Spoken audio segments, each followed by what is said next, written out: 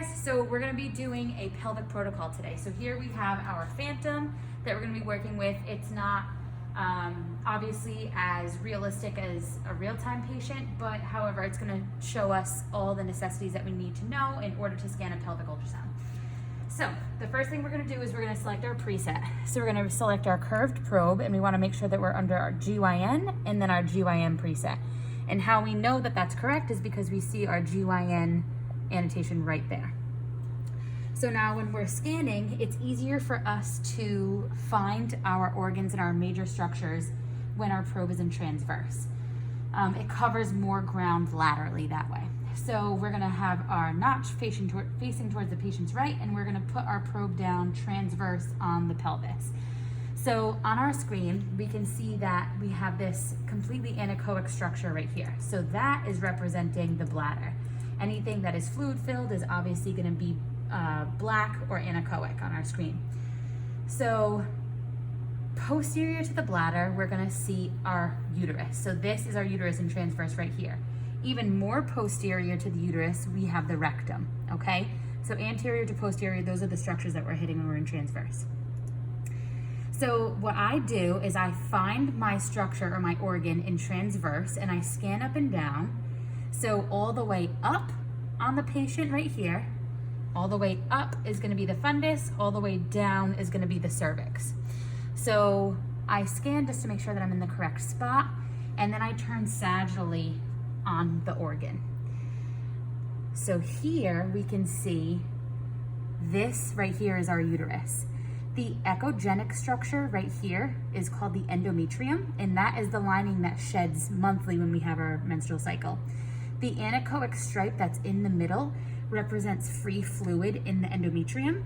That is a type of pathology. However, with the phantom, it's just easier for us to depict the endometrium with some free fluid in there. So although that is, again, some sort of pathology, it's just to help us see the endometrium. So again, this is the whole entire uterus. This is the fundus or the top. This is the cervix or the bottom of the uterus. So this is the endometrium, the echogenic stripe, and that's what we're going to be assessing. So for protocol, we start sagittally, okay? So we're gonna freeze when we see the whole entire uterus, the whole entire endometrium extend all the way down to the cervix, okay? All the way from the fundus to the cervix. That's how we know we're truly midline on that uterus. So we're gonna label that sag uterus midline. We're gonna take that picture, and then we're gonna measure in our package the uterus from the fundus to the cervix length, and then height, anterior to posterior. We take that.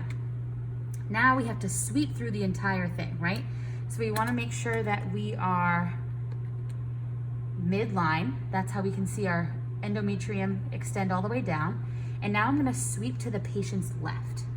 So I'm gonna sweep just a little. We're gonna angle like this eventually, and then angle to the right eventually. However, we're staying midline because that's where our full bladder is, and that's the window that we need to use. So if we know that we're truly midline, I sweep a little to the left. I take that picture. I sweep a little to the left again. I take that picture. A little to the left again, and I take that picture. And I make sure I sweep all the way out. Now I'm gonna come back midline. So I know that I'm midline, and now I'm gonna go to the patient's right. So we go just to the right of that midline. I take that picture, go to the right again. I take that picture, and more to the right, and I take that picture. You can take as many or as little pictures as you want, as long as it's just like the liver, as long as you're sweeping through that organ or a kidney medially and laterally, right? As long as you're sweeping through and you're showing that you've looked through the entire thing, that's what we're looking for. So now we're gonna do a dedicated cervix picture. We want our focus at the appropriate depth. And this is sag cervix right here. This is our cervix. It's where the opening of the endometrium is coming out, okay? So this is gonna be our cervix. I'm now going to turn my probe transverse. Okay, so I'm gonna start at the cervix. So here on the Phantom, we're not getting the same artifact that we would when we're scanning a real-time patient. If you scan all the way down to that cervix, you're gonna get shadowing. It's like dual shadowing right here on either side of the cervix, because the tissue that it's made out of and the positioning of it causes that shadow. It's almost like what you're seeing here, only this is artifact because of little air bubbles. But you're gonna see that double shadow when you're scanning the cervix. So we're gonna say that's our cervix, and we're gonna scan up just a little bit, and that's gonna be our transverse uterus. So this is called the lower uterine segment, and we know we're there because we haven't reached the fundus yet. How we know? Because we're sweeping up, taking that. Our fundus is, do you see how this endometrium, it was just a circle right in the center. Now as I extend upwards, we can see it extending to the horns of the uterus. So the endometrium is the lining of the uterus, but it's also where a fetus is going to, or an embryo is going to implant itself. So it has to come from somewhere, right? So the ovaries are over here, and they're going to extend into the horns of the uterus and then into the endometrium. So I know that I'm at the measurement that I'm supposed to take for my uterus because I can see those horns right here, and it's going to be at its widest. So that's where I'm going to take my transverse uterine measurement. Okay. Now I'm going to go back sagittal, and I am going to make sure that I'm true sag, right? Because we can see the endometrium extending, and I'm going to take an endometrium picture and measurement. So for my endo, because this free fluid within the endometrium is pathology, we're only concerned with the endometrium. So I'm going to measure this stripe, and then I'm going to measure this stripe. And the two added together is going to be our endometrium measurement. So this is going to be 0.4 plus 0.3 is about 0.7 centimeters. So that's what I would document in my worksheet. And then I would also just document how big that free fluid stripe is. And you would just write that pathology in your worksheet. Okay, now we've covered the uterus. Any sort of pathology I'm gonna teach you in class, and you would have to document them in 3 planes, put color on it, and you would have to know where it is, right? So now, again, with my probe, I'm gonna be turned transverse because this is where you're going to find your ovaries easiest. So now I'm gonna make sure, I'm gonna start on the right. So see how I'm angling towards the patient's right? I'm using that bladder as my window, and I'm going to be sweeping up and down in that pelvis. So on our screen, we're gonna start cervix, and we're gonna extend up. And we're gonna watch. See this come into play right here? So now obviously with the Phantom, it's much easier to see ovaries than it is real time. They can be really tricky, especially when there's bowel everywhere. So if we were to push on the patient's belly, that would move some bowel around, which is also really helpful. Anytime that there's a follicle or a cyst on an ovary, it always helps us pinpoint it and find it much easier. So now remember how I said the uterine horns, right? So see how the endometrium extends out? I know that my ovary is gonna be somewhere over here because that's gonna be the pathway that our egg is going to travel to meet and get into the uterus. So again, we're gonna use our bladder, and we're going to see that ovary. Now those ovaries can lay in any plane. All right, so it's not often that we're going to see an ovary that's, when our probe is perfectly sag, our ovary's gonna be perfectly in sag. So what I want you to do when you find ovaries is I want you to turn on them. Wherever your longest plane is, that's your sagittal. So here, because this is a Phantom, my probe is completely sagittal, and that's my long plane on the screen as well. Ideally, that's nice, but realistically, that's not how it's always going to be. So just make sure that you turn on those ovaries and that you know that you're truly sag on it. Your probe could be in transverse, but your ovaries in sag. Don't rely on the plane of your probe, rely on the plane of the organ. So now we're going to document our right ovary, sorry.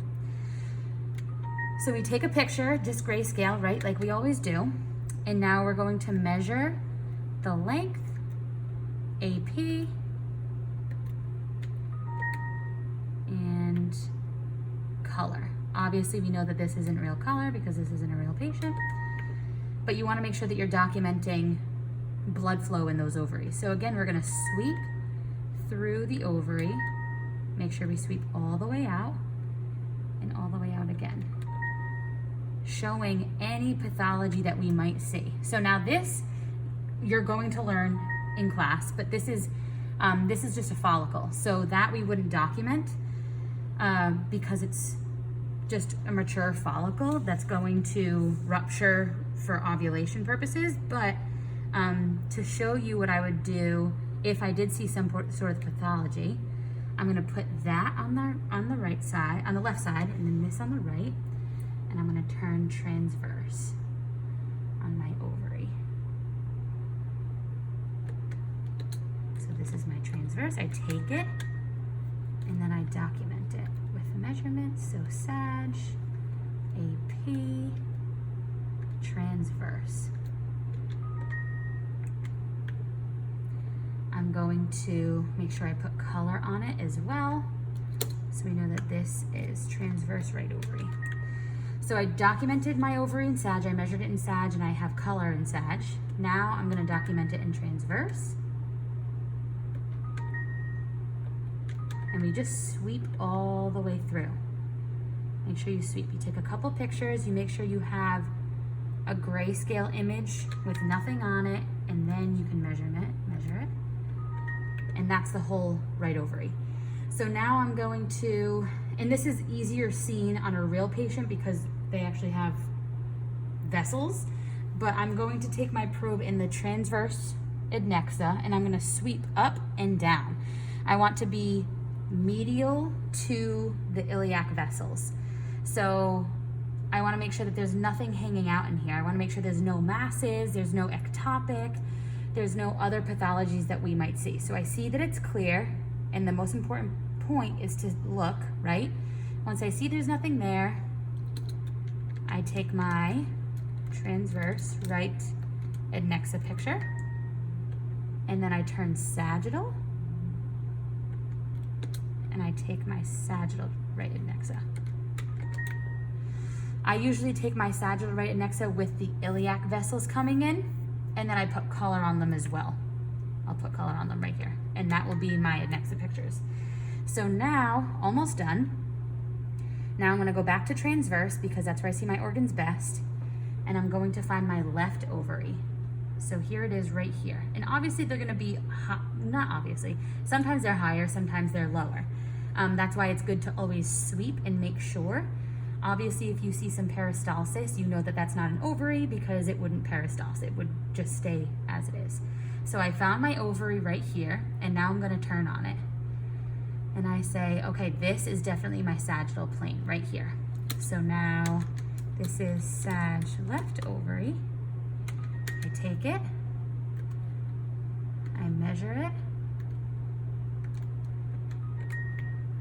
I put color on it, and I document it. So I'm sweeping laterally, lateral, I look all the way out, I come back and I scan it medial and a little more medial. Now, I'm gonna go in transverse. I'm gonna turn on that ovary. So now I'm gonna go all the way up on that ovary, up. I make sure I'm at my largest plane, and that's where I'm gonna take my measurement for transverse. I'm gonna put color, and I'm gonna sweep inferiorly, inferior, and all the way out. Make sure that there's nothing there. Then I take my transverse left adnexa. So I sweep all the way up, all the way down. I make sure that there's nothing hanging out in here. I take my transverse left adnexa. I turn Sag. I I take my sag left adnexa, and then with my iliac vessels coming in, I put collar on them, and that is it. That is a pelvic protocol right there, transabdominally. I will do another video for transvaginal. It's the same protocol. It's just how to orient your probe differently.